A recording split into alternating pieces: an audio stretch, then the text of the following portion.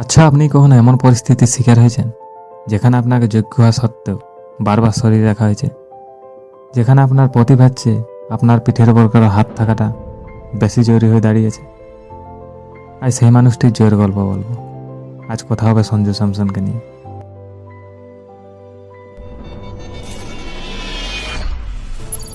আজ যারা ইনকনসিস্টেন্ট বলে গালমন্দ করতেন, তারা আজ কোথায় লুকাবেন জানি না।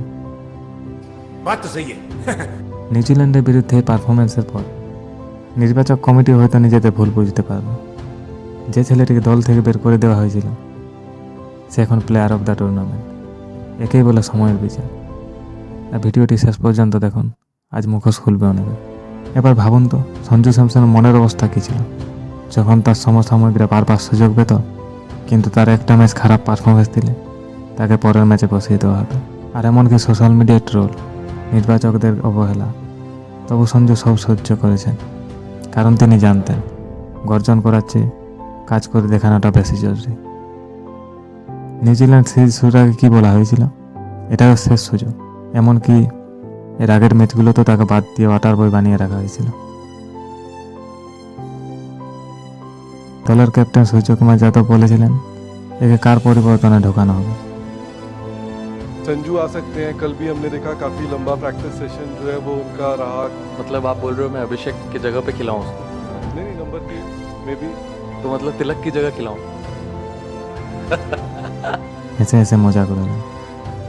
এসব হওয়ার পরও সে চাপে ভেঙে পড়েন, শুধু সময়ের অপেক্ষায় রইল নিজেকে প্রমাণ করার জন্য।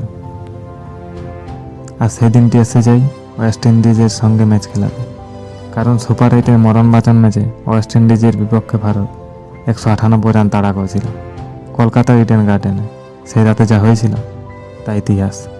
মাত্র 50 বলে 97 রানের এক বিধ্বংসী ইনিংস খেলে ভারতকে সেমিফাইনালের টিকিট এনে দেয়।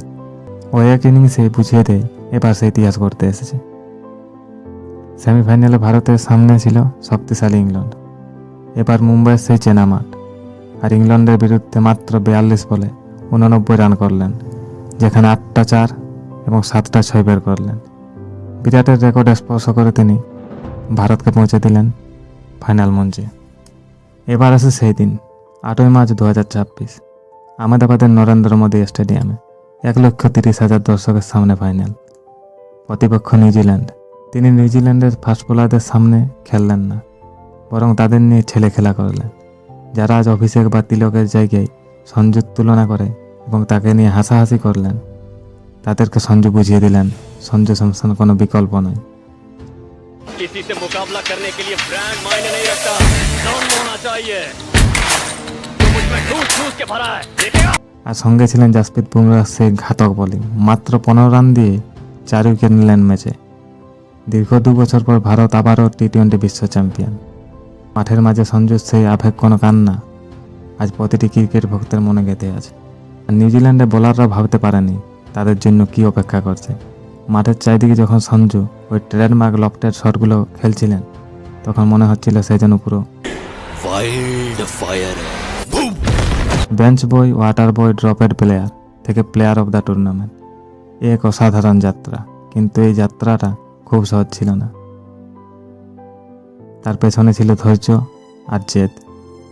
আর সেই ধৈর্য আর জেদ দিয়ে তিনি প্রমাণ করে দিলেন কেরালা থেকে আসা শান্ত ছেলেটা চাইলে বিশ্বেও শাসন করতে পারে।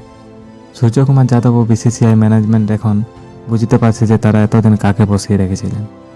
এবার একটা প্রশ্ন রইল বিসিসিআই টিম ম্যানেজমেন্টের কাছে, এরপর কি সঞ্জু স্যামসনের যোগ্যতা নিয়ে প্রশ্ন উঠবে? 2026 টি-20 বিশ্বকাপে তার পারফরমেন্স দেখার পর তাকে কি পরবর্তী ক্ষেত্রে ওয়াটার বয় বানিয়ে রাখা হবে, নাকি এবার সময় হয়েছে তাকে প্রাপ্য সম্মান দেওয়ার?